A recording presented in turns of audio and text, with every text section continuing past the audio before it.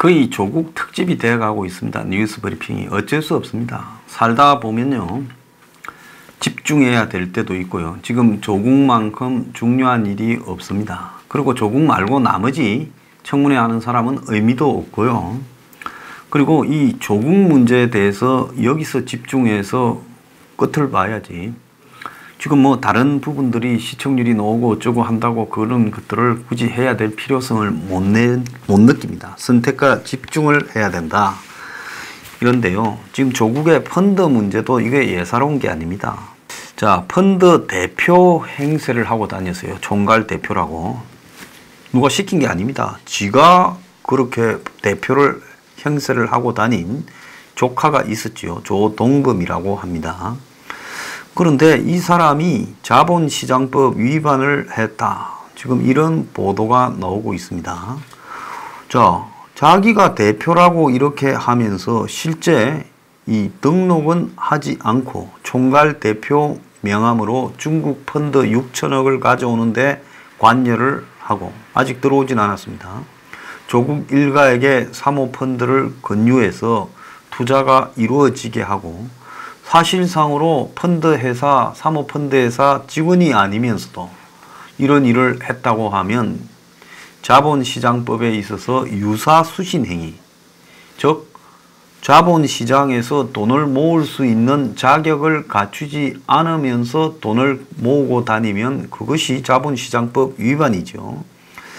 그래서 이 조동범이라는 사람은 어디에도 이 코링코 PE의 건강은 등록 신청서 설립 보고서에도 이름이 없다라는 겁니다. 자, 신청서에 따르면 대표이사는 김모, 그리고 부사장은 성모. 그런데 김 씨는 코링코 PE의 초대 대표고 현재는 이모 씨가 대표로 돼 있다는 거예요. 당국대 뭐 엄댕가 놓은 사람이 하고 있다는 거죠.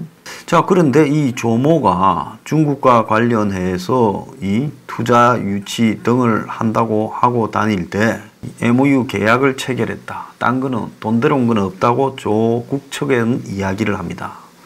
그리고 이 조동범이가 코링크 PE하고 친분 관계로 여기에 끼어들었을 뿐이다. 이렇게 말을 하고 있지만은 이 코링코 PE의 대표인 이모는 이 조국 청문회단에 원포인트 총괄 대표 명함을 조동범이한테 준 적이 있다. 이렇게 인정했습니다. 준 적이 있는 게 아니라 명함을 뿌리고 다녔으니 갖고 있는 사람이 있으니 그러면 준 적이 없다 하면 조동범이가 남을 사칭하고 다닌 거 아니에요? 회사의 총괄 대표로. 그거는 사기지요.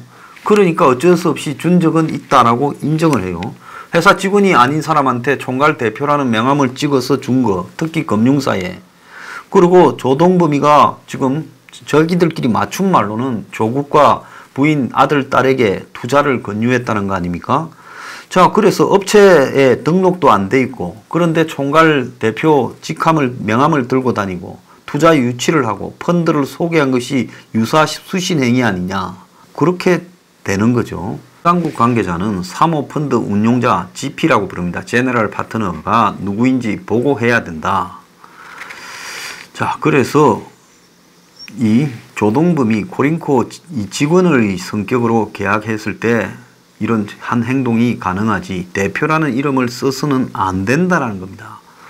상법상 표현 대리라는 것은 주식회사 대표이사가 아닌 상무나 전무 등이 밖으로 나가서 대표인 것처럼 하는 것을 말하는데, 자, 결국 업체에 그런 등록된 전상무 등이 해야지 조동범이 같이 업체에는 어떤 것도 되지 않은 사람이 밖으로 나가서 표현 대리, 즉 사장 행세를 하는 것은 자본시장법 위반이라는 거예요. 자, 불법 행위가 일단 나왔고요.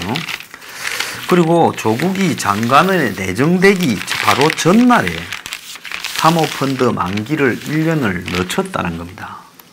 자, 그거는 왜 그랬냐? 사모펀드가 만기가 되었으면 어떻게 되겠습니까?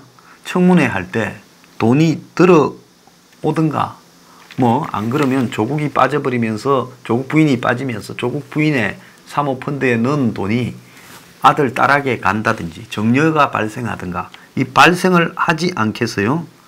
그러니까 안 되겠다 싶어서 1년을 더 늦췄다는 겁니다.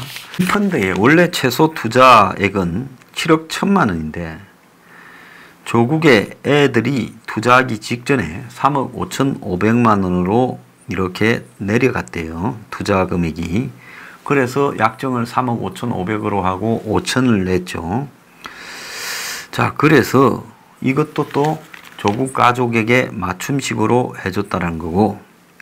자, 그런데 이 펀드에 투자한 사람이 블루코 밸류업 1호에 총 6명인데 조국 가족이 3명이잖아요. 그럼 나머지 3명은 누구냐?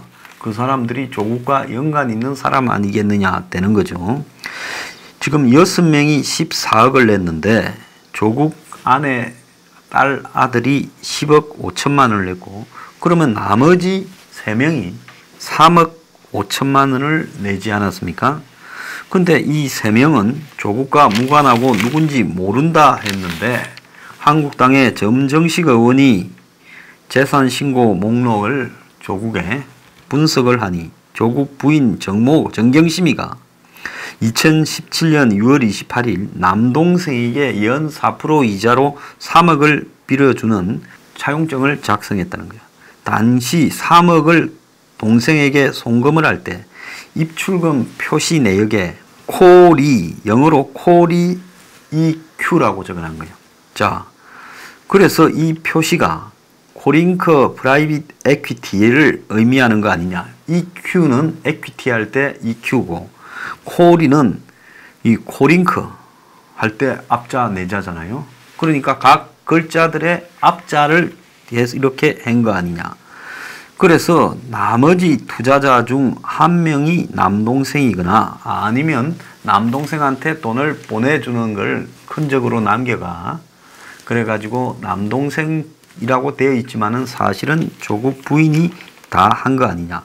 이 3억까지라면 실질적으로 5천만 원 빼고는 조국 가족이 다 했다. 이렇게 봐야 되지 않겠습니까? 자, 그런데 조국 가족이 투자한 사모펀드가 블라인드 펀드, 즉 투자금을 모은 다음에 어디로 투자하는가를 내가 알 수 없다. 나는 돈만 냈을 뿐이다. 그런 거냐? 아니지요.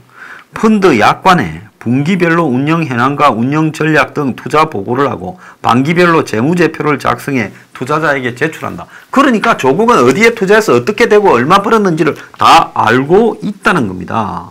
그런데도 이해 상충을 막기 위해 대상 업체가 드러나지 않게 보고만 받았다? 웃기고 있어요. 조국 가족의 이 펀드가 사실상으로 조국 남동생한테 끝까지 빌려준 게든지 아니면 위장이든지 자기 건데 남동생 명의를 빌렸다든지 이랬을 때 완전히 가족 펀드라는 겁니다. 돈이 거의 다가 다 조국 가족이 투자한 거다. 이렇게 봐야 되는데요. 이 코링코가 금융당국이 지금 이 블루 펀드에 대해서 자료를 내라 해도 펀드 운용 자료를 국회에 제출하는 것을 거부했다고 합니다. 자, 이것도 굉장히 이상한 거예요. 자, 코링코에 6천억을 투자 약속했던 중국 회사의 자본금은 99억밖에 안 되는 회사라는 거예요. 2016년 4월 달에 공식적으로는 설립됐는데 중국의 한 회사로부터 6천억 유치하기로 했다고 대대적으로 홍보하고 인터컨티넨탈 호텔에서 투자 양해각서까지 쓰고 했는데 화군 과학기술 발전유한공사라고요. 자, 그런데 이 중국의 이 회사가 2014년에 3월에 설립되고 자본금이 99억밖에 안 되는 회사. 그런 회사가 어디서 6천억을 투자한다고 할 수 있냐. 실제 돈도 집행이 안 되고. 그러니까 바람잡이로 이제 미끼용으로 흔드는 거 아니냐. 지금 이렇게 되어 있고 지금 코링코 PE는 투자 종목과 운용 맹세에 대해 국회에 내라 이러는데 코링크가 금감원에 낸 블루펀드 투자 맹세를 국회에 제출하려면 코링크 동의가 필요해서 한국당 의원들이 내라고 하니까 동의를 해달라 하니까 이를 거부하고 있다는 거예요. 펀드 투자처가 낱낱이 밝혀질 경우 미공개 정보 이용이나 이해상충 등 의혹이 이제 청문회 때 나올까봐 안 내고 버티고 있다. 조국은 떳떳하면 펀드 운용 내역을 제출하도록 해야 될 거 아니에요? 사실상 사장이 5천 아니에요? 이해가 가지 않는 겁니다. 그래서 이 블루펀드라는 것이 사실상 조국 가족이 OEM, 즉 요구한 대로 짜준 펀드라는 겁니다. 정관에 따르면 약정금을 안 내면, 출자금 납입 업무를 안 하면 15%를 이자로 내고 그걸 갖다가 어느 시한을 넘기면 딴 사람한테 그 돈이 넘어가는데, 그런데 납입 의지를 이행하지 않으면 그 돈이 이제 누구한테 가겠어요? 자식들한테 갈 수 있죠. 그러면 자연스럽게 정려되는 부분인데, 그런데 조국 측은 뭐라 하는가 하면 페널티가 없다. 그래서 출자를 이행할 의무가 없어서 처음 내고 말았다는 황당한 이야기를 하고 있습니다. 그런데 이 블루펀드 운용사인 코링크가 금융당국에 지금 펀드 설정액을 허위 보고했다, 이런 이야기도 나오고 있습니다. 금감원에다가 자신들 펀드 설정액을 100억 1100만 원짜리, 즉 지금 조국이 돈을 낸 이 블루코어 밸류업 1호, 줄여서 블루펀드라고 합시다. 이 블루펀드를 100억 1100만 원이라 했는데, 이 100억에는 조국이 내기로 한 74억 5500만 원이 핵심인 돈이죠. 그런데 조국 가족이 처음부터 10억이 가용자금이다라고 했다고 말을 합니다. 그러면 처음부터 10억 5천만 원밖에 안 낼 건데 왜 나머지 64억 5천만 원은 내지도 않을 돈을 이렇게 100억이 넘는 펀드로 했냐. 그러니까 결국 100억 넘는 조국도 든 이런 펀드가 있다고 홍보하고 다니려고 의도적으로 이런 뻥을 쳤으면 자본시장법 위반이라는 거예요. 이것도. 그렇잖아요? 자, 그러면 아니면 조국이 실제 이 돈을 낸 거냐? 그 돈은 53억이 수정되는 정도의 능력이 있는 회사고 검찰 조사를 받는 사람이 10억 5천만 원을 빌려줄 회사면 그 돈을 실제로 조국이 냈느냐? 아니면 엉뚱한 데서 그 돈이 왔냐?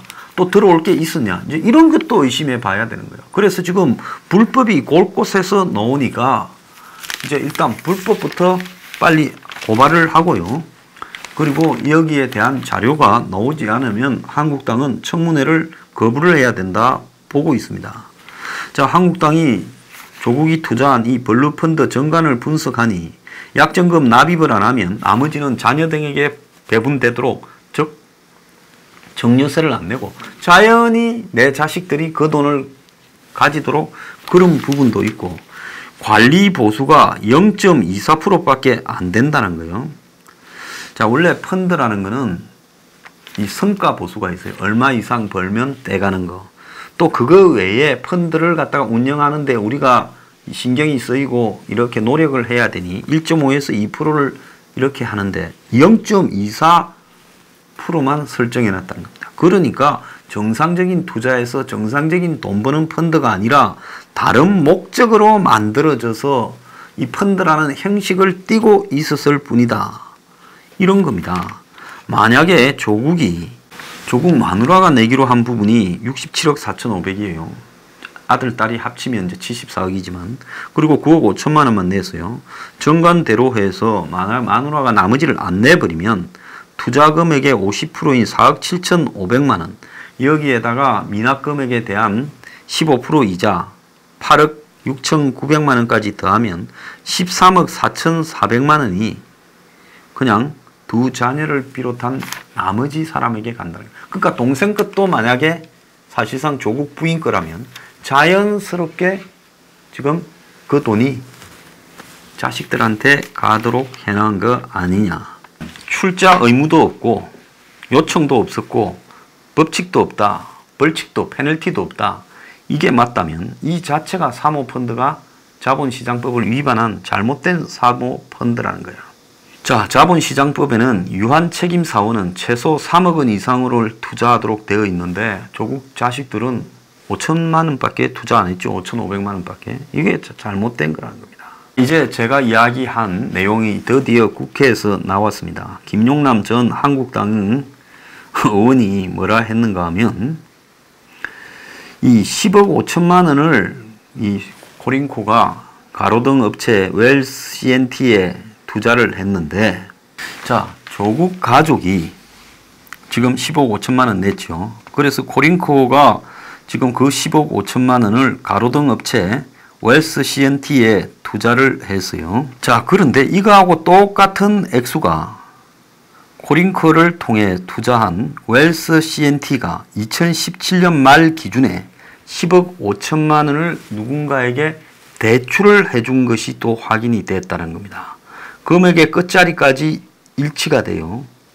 자, 그러면 이 대여금이 조 후보자나 코링코 측으로 다시 흘러갔다면 업무상 배임이 된다. 자, 가로등 회사에 10억 5천만 원을 냈는데 또 10억 5천만 원이 누군가에게 대출이 됐어요. 그런데 제가 했지 않습니까? YG 커머스가 검찰 수사받는 회사가 10억 5천만 원을 또 코링코에 빌려줬다지 않습니까? 자, 검찰 수사받는 회사가 코링코에 빌려주고 조국 가족은 10억 5천만 원을 코링코에 내고 코링코는 그걸 가지고 웰스 CNT에 내고 웰스 CNT는 또 10억 5천만 원을 누구한테 빌려주고, 자, 이거 뭐라고 보십니까?